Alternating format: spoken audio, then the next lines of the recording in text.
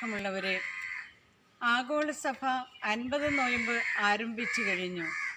ഓരോരുത്തർക്കും പരിചിന്തനത്തിനും തിരിച്ചുവരവിനും അതോടൊപ്പം തന്നെ പാപപരിഹാരം ചെയ്യുന്നതിനുമായിട്ടുള്ള ദിവസങ്ങളായിട്ടാണ് സഭ 50 നോയമ്പ് ആരംഭിക്കുന്നത്. ഓരോ നോയമ്പ് കാലങ്ങളും തിരിച്ചുവരവിനും തിരിച്ചറിവിലേക്കും നമ്മെ ക്ഷണിക്കുന്നു.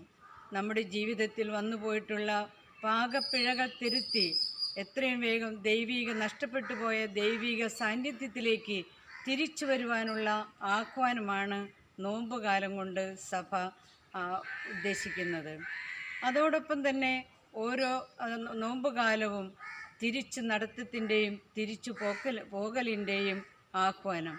നമ്മൾ ഓരോരുത്തരും അപരനോട് കരുണ കാണിക്കേണ്ട അവസരമാണ് ഓരോ നോമ്പുകാലവും. അപരനു വേണ്ടി നന്മ ചെയ്യാൻ കിട്ടുന്ന അവസരങ്ങൾ നഷ്ടപ്പെടുത്താതെ അവ ഉപയോഗിച്ച് അപരന് നന്മ ചെയ്യുക, അപരൻ്റെ ജീവിതത്തെ കാണുക, കേൾക്കുക, ചേർത്ത് നിർത്തുക. ഈ ആഹ്വാനമാണ് നമ്മളോട് നോമ്പുകാലം അറിയിക്കുന്നത്.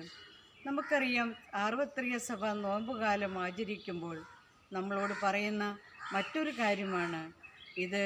നോമ്പുകാലം സഹനത്തിന് കൂടുതൽ പ്രാധാന്യം കൊടുത്തുകൊണ്ട് യേശുവിൻ്റെ സഹന ജീവിതത്തോട് നമ്മുടെ ജീവിതത്തെയും ചേർത്ത് വെച്ച് ആ തിരുമുഖത്തേക്ക് നോക്കി സായുജ്യമടയുവാൻ, അങ്ങനെ ജീവിതത്തെ അർത്ഥപൂർണമാക്കാൻ, നോമ്പുകാലം സഫലമാകാൻ ഈ നോമ്പുകാലം നമുക്ക് ഉപകാരപ്പെടട്ടെ.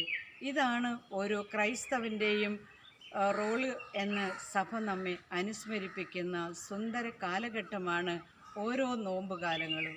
സ്നേഹമുള്ളവരെ, ഒരിക്കൽ കൂടി നിങ്ങൾക്കെല്ലാവർക്കും സമാധാനവും അതുപോലെ തന്നെ ഐശ്വര്യപൂർണവും അതുപോലെ പാപപരിഹാരത്തിനുള്ള ദിവസങ്ങളായി ഈ നോമ്പുകാലം തീരട്ടെ എന്ന് പ്രാർത്ഥിച്ചുകൊണ്ടും ഇത്രയും സമയം കേട്ടിരുന്ന നിങ്ങൾക്ക് ഓരോരുത്തർക്കും നന്ദി പറഞ്ഞുകൊണ്ടും എൻ്റെ വാക്കുകളെ ഞാൻ അവസാനിപ്പിക്കുന്നു.